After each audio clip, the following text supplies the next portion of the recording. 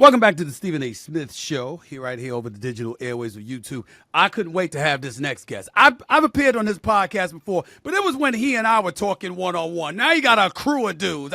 I don't know if it'd be safe for me to show up on his podcast in this day and age. It's actually safer for him to show up on mine. This is one of the prolific scorers the game has ever seen. Had a 12-year career in the NBA, was a star player at the University of Arizona, went to the national championship game before he got to the NBA, and lost to Duke in that game, if I remember correctly. He's not just had a big NBA career. Now he's doing big things in the world of podcasting, working with my boy Shannon Sharp on some occasions, got Gilbert Arenas doing his thing on his own, one of the most popular podcasts going. I'm talking about the one and only Gilbert Arenas. He's right here with yours truly. What's up, big time? How are you, man? I'm good.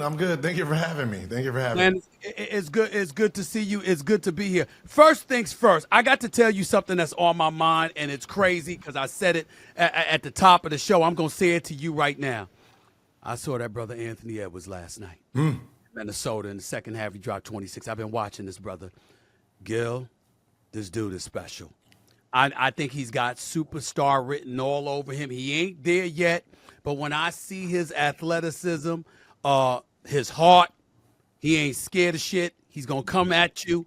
To me, Gil, I think Vince Carter, I think Kobe, I think MJ in the making. Am I wrong, bro? No, you're right. He has the charisma. Like when people say, the it factor, he has it, right? The game, the swagger, the confidence. He knows how to make you laugh, and he knows how to defend his game. And, when you're talking about superstars, ticket sellers, he has it all to be the face and to be a very, very marketable dude. He definitely so. And by the way, his acting wasn't too damn bad when he was in that film with Adam Sandler. Good acting, too. He was all right.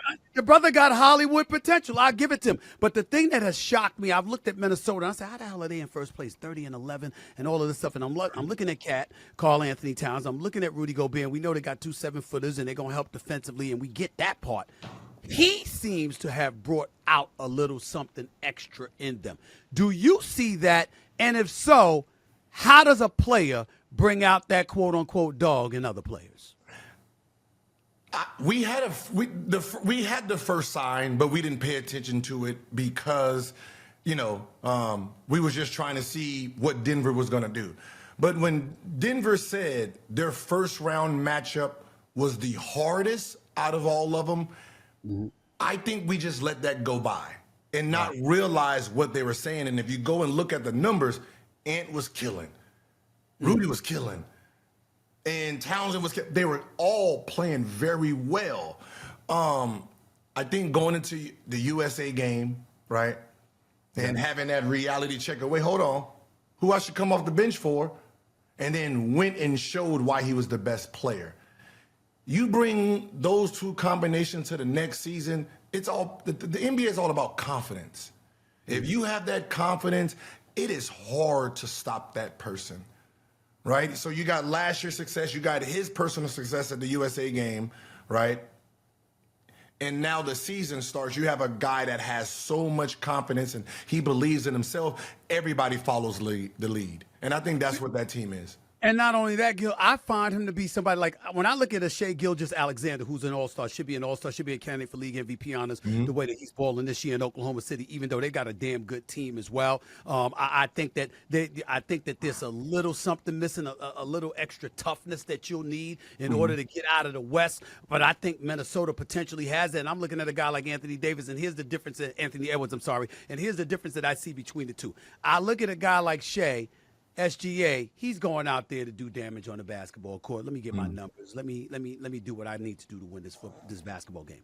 When I look at Anthony Edwards, I see somebody looking for the opportunity to embarrass and demoralize you.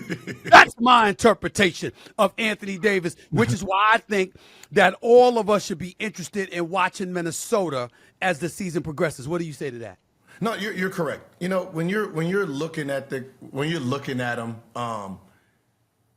he picks his moments to give you the woo, like this is what we came here to see, right? So he has the the Kevin Durant where or the Devin Booker, I just want to get buckets. And then he still has that flair that got you in the building, right? So that's why I said he has all the it factors of being the face of the league. They say their record says they're the best team in the West. Who do you have as the best team in the West right now? And until you prove Denver's not, I still have Denver as the favorite. Right, you know they lost some games because of Murray wasn't there, but you know the fact that Murray's back and he's playing well, you know you have Denver as still the team to beat. And second, I'll have Timberwolves, depending on who they match up in the playoffs with. You didn't bring up the Lakers. I mean, we here in LA. You didn't bring up the Lakers, right? Yeah, I'm not that was on purpose. Right? That was on purpose. I'm bringing up my Lakers, man. What the hell is wrong with them? Anthony Davis been balling, playing like an MVP and a Defensive Player of the Year candidate. LeBron is still LeBron. What the hell is up with the Lakers in your estimation? I don't want to bash Ham because he finally adjusted his lineup. There's this 80 mentality or this old school mentality of we put our defense only guys to guard these unstoppable offensive players, right? And what they're going to do in that game doesn't benefit the team, right? So when you have these defense only guys out there, you're not realizing that they're not going to truly stop that offensive player. But on the other end, they're never going to challenge that offensive player defensively either. So that means that offensive player doesn't have anybody to guard, which means he's just going to junk up the game, right? It's like having Ben Simmons out there in the playoffs when he's not going to shoot the ball. I'm just going to sit back. Any curl you try, I'm just going to block it. So that offensive, that person who's reluctant to shoot or who can't shoot is the liability on the offensive side. So now I zero effort on defense and I get to give you all 100% of my offense. And when you have 2 or 3 of those guys on the team, now it's just two against 5. That's right. And that ain't going to cut it. Particularly this season in the Western Conference. I'll tell you this much, though. We got to mention the Clippers because I'm looking at the Clippers out here. And let's give James Harden credit where credit is due. He's a legit point guard. When he wants to be, he can play the point position, and he assists guys in elevating their level of play. We know what Kawhi brings when he's healthy. We know what Paul George brings when he's healthy. But Ty Lue being the exceptional coach that he is, I can't say enough about Russell Westbrook coming off the bench and doing what he's doing, and Norman Powell. I think the Clippers could be the biggest threat to the Denver Nuggets. If you had to pick between the Clippers and the Minnesota Timberwolves being the biggest threat to the Denver Nuggets, who would it be?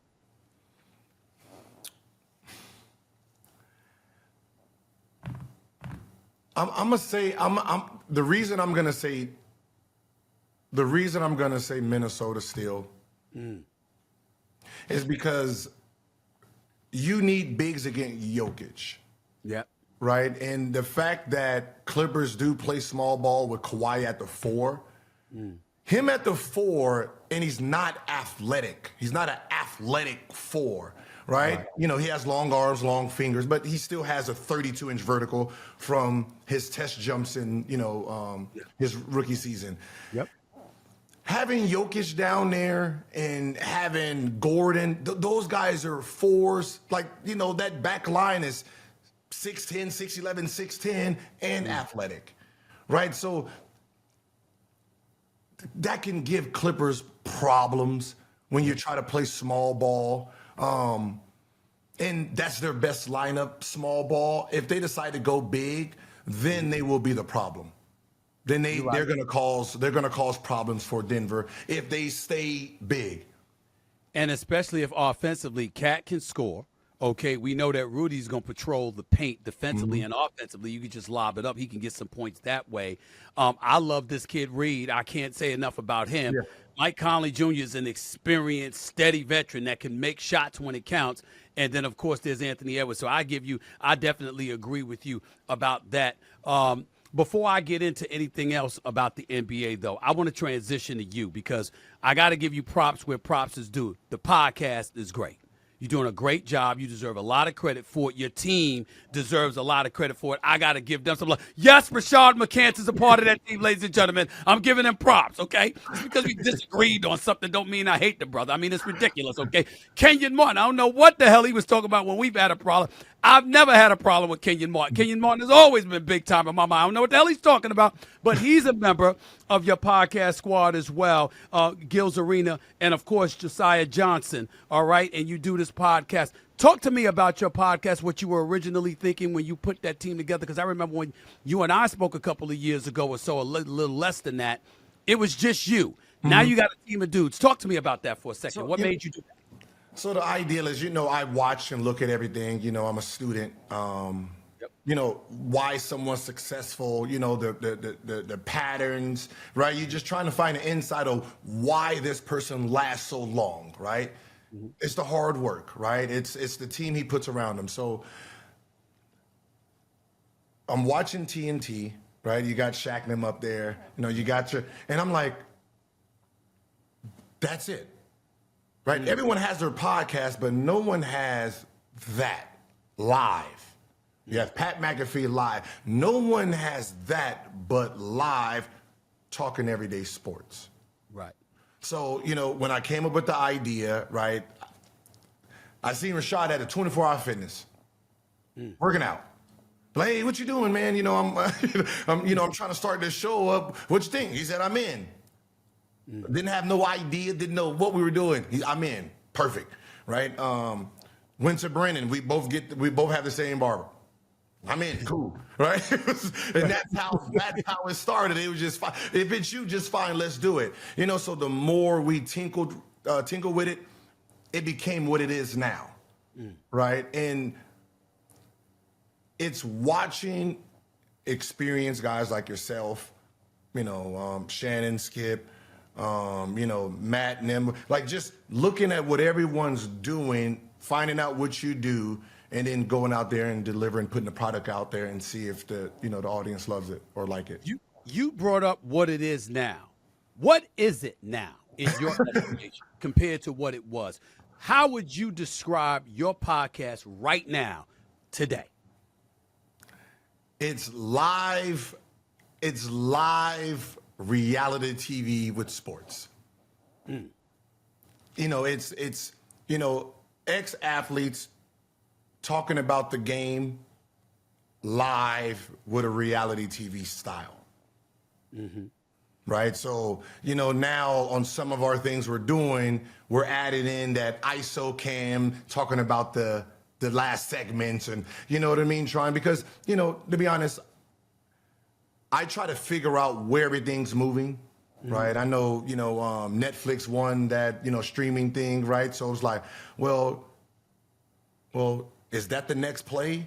Getting a podcast live on there, our podcast would be cheaper than some of the shows they make, right? So if I throw in the reality TV vibe, let's see how that plays. Right, so I'm still trying to study to see how it plays and then see if that's something someone will want to see on a Netflix channel. With a podcast, however, particularly on YouTube or a Netflix or the streaming stratosphere, it's no holds barred. You can get away with damn near anything. Yeah. Mm-hmm. Linear television, not so much. Mm-hmm. What if a linear television came your way? Is Gilbert Arenas and his crew capable of dialing it back for the purposes of linear television? Would you want to, or would you say, bump that? I don't want that. I don't want no part of that shit. I want to do what I want to do. I want to say what I want to say. I don't want to have to be concerned with FCC Airways. I just want to do my thing. What choice would Gilbert Arenas and his crew make under those conditions? With me personally, it's I will have to put that to a vote with everyone, because it is a team. Yep. Yeah, of course I can dap. I was a blogger for NBA.com, right? So when I do other people's podcasts, I know how to conduct myself. Right. But it's where everyone wants to go, together. As an individual, yeah, I would do linear anytime. And just like when I did The Jump, right? You know, my thing is, let me see all the words I can't say. Okay. You know, I'm gonna do my research on what I can say, what I can't say, to still put my personality into it. Mm-hmm. Right? It's a lot more lenient than it was back in the day. So, you know. You on that. No doubt about it. And by the way, you will be doing linear in the very near future. I made a promise to you. I'm going to get you on First Take, and that's going to happen, bro. Thank you. Appreciate it. I'm just trying to get through the damn Super Bowl. That's why I'm going to do with all this NFL stuff. I'm trying to get through the damn Super Bowl. Gilbert Arenas right here with Stephen A. on the Stephen A. Smith Show. So we look at Gil's Arena, and we see what you're doing. You're also with my man Shannon Sharp, Club Shay, a part of the Nightcap with him and Ocho Cinco, no doubt about that. Y'all doing great work with that as well. Congratulations to all three of y'all on that. How did that come about, and how do you love doing that, especially compared to Gil's Arena itself? Yeah, so when Shannon hit me, this was probably at the end of the summer, maybe. And you know, he brought up the idea of, you know, doing a show, which is Nightcap. And I thought when he first said it, because I've been trying to figure out how I can get NBA footage and break down plays, like the last 5 minutes, and break down why this team won, why this team lost. So I'm like, oh, we're doing the same thing. Our clash was we have different sponsors. So we were trying to figure out how is this going to work. So, you know, football season started and he has Ocho, and I'm sitting there laughing. But I'm thinking like, well, this is not what I thought it was, right? This is just talking to sports actor. Oh, hell yeah, I can do this. So from there, it was just trying to figure out the logistics parts about, you know, our actual sponsors. So basically what we decided to do was I'll come on as a guest, right? You know, you guys keep the same channel. I'll come on you guys' channel. This is you guys' channel. I'll come on. Can you just simulcast with Gil's Arena channel? So on Wednesdays, both channels go live. Wow. You know, so he did that for me. So, you know, I don't take a fee or nothing, you know, and I'm just coming on as a guest for him. Got you.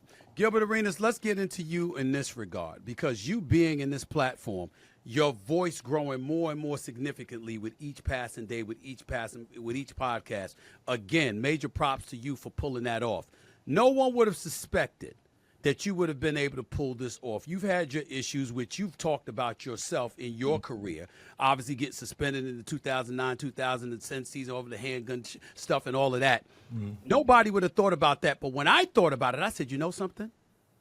I'm quite sure there's a lot he wanted to say back then. I'm quite sure there's a lot he wanted to say over the years. I'm quite sure he wanted to say it in a way that wasn't fit for FCC airwaves. So guess what? This kind of helps him. This kind of touches on the kind of stuff that Gilbert Arenas wants to do and wants to basically create in terms of a platform and an opportunity for other players, former players and beyond, to be able to do. Am I right in surmising that that's what you were thinking when all of this jump started for you? Yeah, you know, actually it was an accident at first. You know, I was on Complex, you know, I had the show on Complex. Okay. Out of Bounds. And then they didn't have a budget for everyone. And then the producer said, let's do podcasting. And I was like, what's podcast? What is podcasting? And then he broke down the idea, and I was like, yeah, I'm not a radio guy, right? I like my face. And he was, oh no, we can just call it, you know. He said, we can call it. CNN heard, yep. He was like, we can call it video podcasting, right? This is 2018. So I was like, oh, okay, cool. So, you know, I did a couple episodes, and I was like, I don't like the way that went. And he was like, nah, and put it out anyway. And he said, the audience don't know what you didn't say. They only know what you said. So do not, and he said, this is what I had to work with. Do not edit while you're trying to say stuff. Just say it. We can edit after. Don't try to pre-edit what you're going to say. So, you know, that was the first year. And then, you know, I remember I had Kevin Durant on.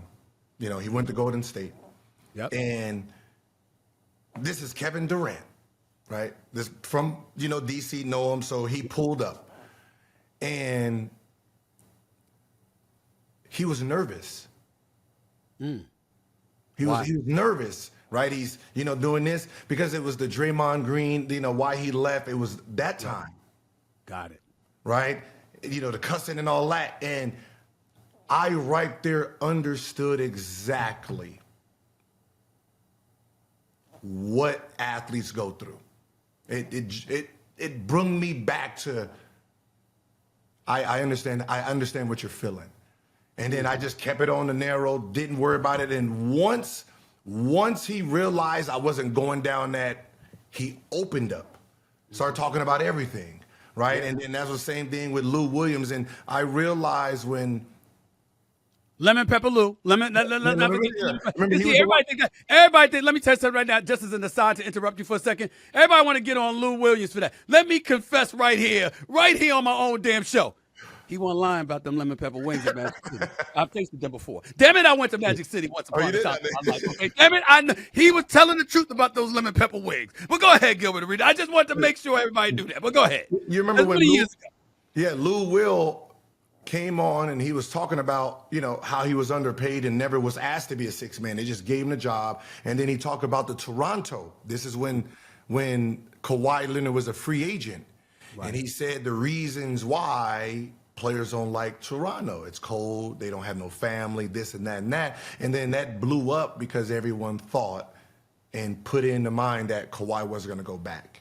Right. So, and then from there, like sometimes I had, I mentioned to you that I had T.O. on, and then T.O. did his thing, and I was like, yeah, I'm not gonna, and I edited it all out. And I'm pretty sure that if he watched the episode, he probably was like, man, why'd you edit out this part? I was looking out for your best interest, right? If that was me on that side and it went out and then it went south, I was like, damn, why y'all didn't just erase it? So, it was a chance to really protect the athlete. Yep. Protect the athlete. And then it became therapy. Therapy in what way? Why was it therapeutic? Ex-athletes' biggest issues is 2 times a day, 11 to 1 practice. Right. That 5 to 9, right? Getting ready for the game and then game, right? Our brains is wired to be active. We need to put this energy somewhere because that's when our energy levels went up. Right. So when you're retired and those 2 times come up, you're depressed because you have nothing to do with, you've never figured out, right? 10, 20 years, right? Those 2 times were so important to you being busy. Now you have nothing to fill it. So if you look at my time, right? If you look at the time of my show, 11:30 to 1, practice time. Yeah. Right. So now we get to come on there and get out that aggression that we have. And then as soon as the show is over, like, okay, lunch and nap. So it gets us in the routine that everyone struggles with when they're done. Do you believe that's why so many athletes, current and former, are getting into podcasting, getting into the media, because it keeps them connected to a world they officially departed from, and that is what they need to survive? Is that what you're saying? Yes. Mentally, when our careers is over, that part of us dies. And no one has taught us how to die and still be alive. Right? No matter how much money we have, it is meaningless to us if we don't have no purpose. So now, I get to come and talk and, we get to go back and forth with, takes and sport. It's like a locker room again for us. Right. Right. And that, I laugh about this part because when Draymond Green comes out, he says, we the new media, right? I laugh about that because I'm like, oh, you're going to find out. Welcome to my world. I ain't worried about it. This is what I do. This is what I've been doing. Y'all about to find out. You utter the wrong syllable. You utter the right syllable. You tell the truth. You ain't lying. You don't, it ain't no private shit you throwing out there. It's stuff that was done on a public platform with thousands, if not millions of people who watched and saw. And you make a comment that a gazillion other people made. But you ain't shit. Yeah.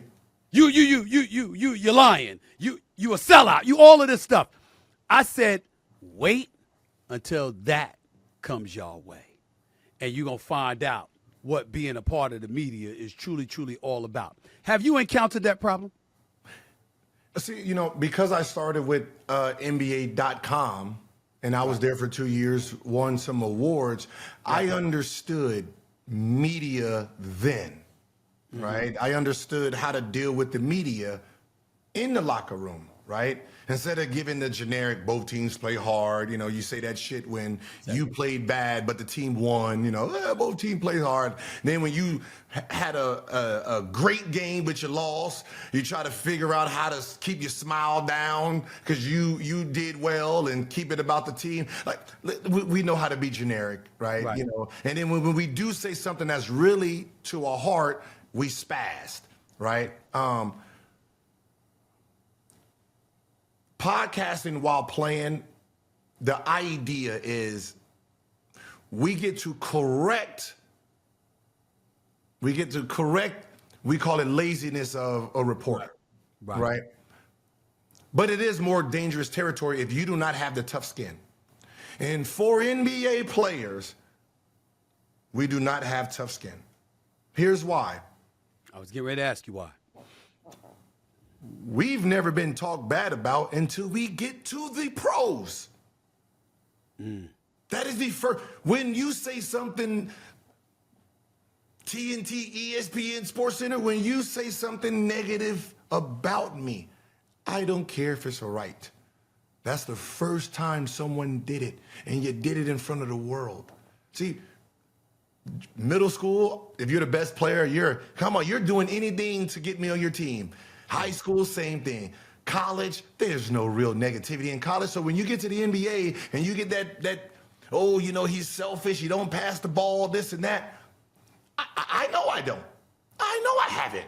I didn't want you to point that out. So we get in our feelings about what you're saying because to us, you don't know the whole story. You don't know why I'm not passing the ball. You think I just woke up and don't want to pass. I work out with these dudes every goddamn day. Right. They're lazy. He went to the club. He don't care about basketball. He's disgruntled. And then we in real time trying to win a game and I'm supposed to pass him the ball and then get called out for the media not passing the ball. And I can't say, yeah.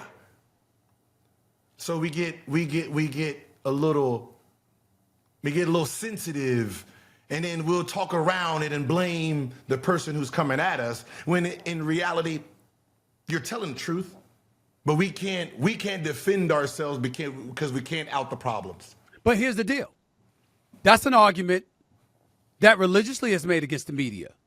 But now they'll make it against Gilbert. They'll make it against Kenyon. They'll make it against Kenyon was in 2 finals, man. Kenyon was in Western Conference Finals in Denver.